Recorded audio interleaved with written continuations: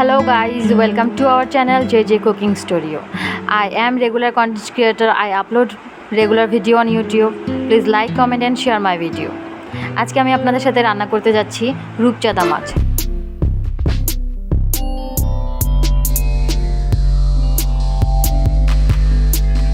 রূপচাঁদা মাছটাকে আমি আজকে ভাজা করব। প্রথমে আমি রূপচাঁদা মাছটাকে কেটে নিচ্ছি।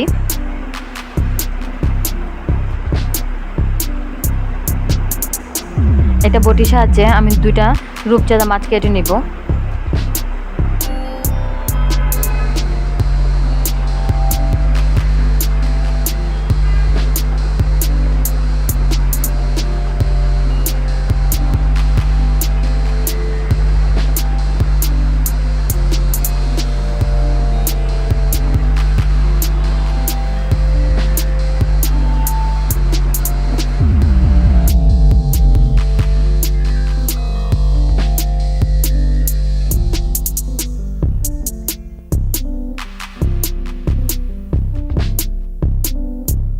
আমার মাছগুলো কাটা হয়ে গিয়েছে প্রায়।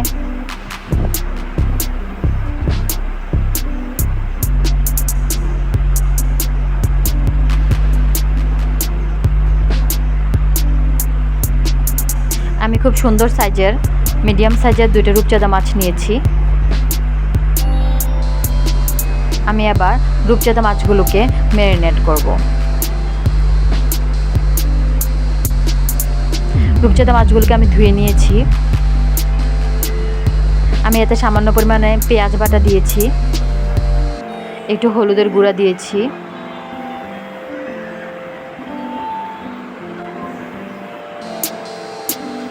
একটু ধনে গুঁড়া দিলাম,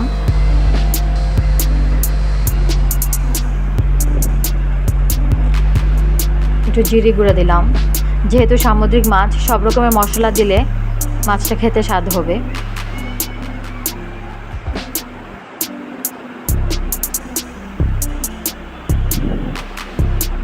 সামান্য পরিমাণে লবণ দিয়ে দিলাম। লবণ একটু সামান্য পরিমাণে দিতে হবে, যেহেতু সামুদ্রিক মাছ তাই লবণ আমরা সামান্য পরিমাণে দিব। একটু রসুন বাটা দিলাম,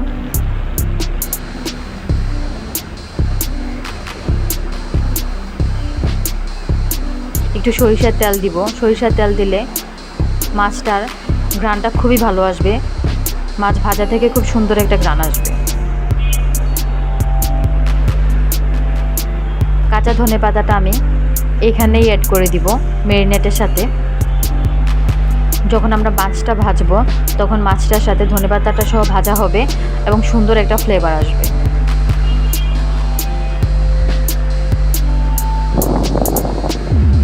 এখন আমি হাত দিয়ে আস্তে আস্তে মাছ দুটাকে ম্যারিনেট করে নিব।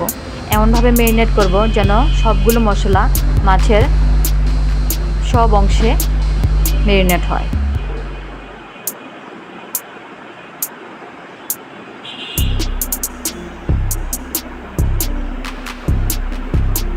মশলাগুলো আমি মাছের গায়ে ভালো করে মাখিয়ে নিলাম।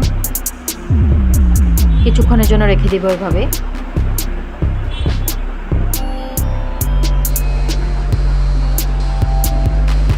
আমি একটা কড়াইতে কিছু তেল নিয়ে নিলাম। তেলটা গরম হওয়ার পর আমি মাছটা কড়াইতে দিলাম। একটু ছড়ানো করে নিয়েছি, যেহেতু রূপচাঁদাগুলো একটু বড়।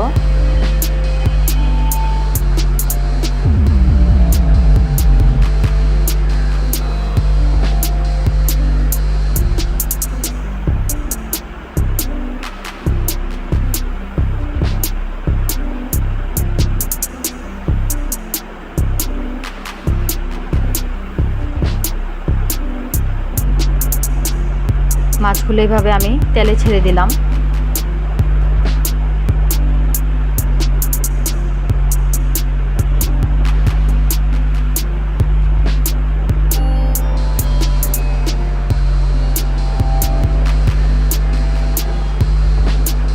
একটা পিঠ হওয়ার জন্য অপেক্ষা করছি।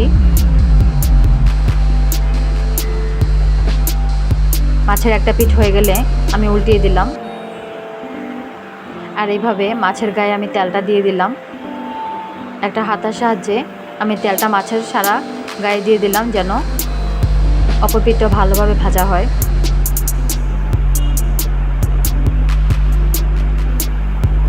মাছটাকে আমি একটু কড়া করেই ভাজবো।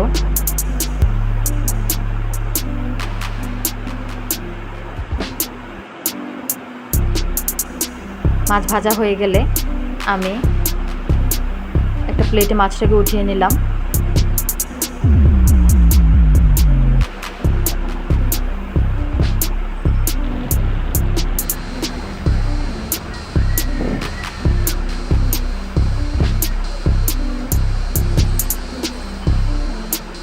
মাছগুলোকে আমি ভালো করে ভেজে নিলাম।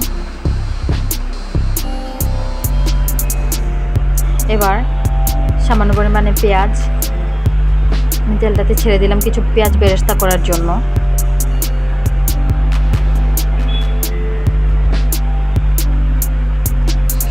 কাঁচামরিচ দিয়ে দিলাম কিছু।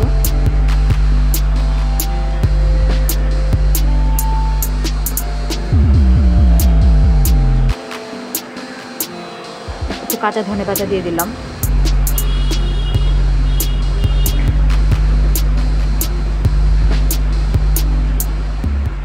পেঁয়াজটাকে বাদামি রঙের করে ভেজে নিলাম মাছের উপরে দিয়ে দেওয়ার জন্য। এভাবেই মাছের উপরে আমি পেঁয়াজটা দিয়ে দিলাম। এই পেঁয়াজ সহ মাছটা খেতে গরম ভাতের সাথে অসাধারণ লাগবে, আপনারা ট্রাই করে দেখতে পারেন।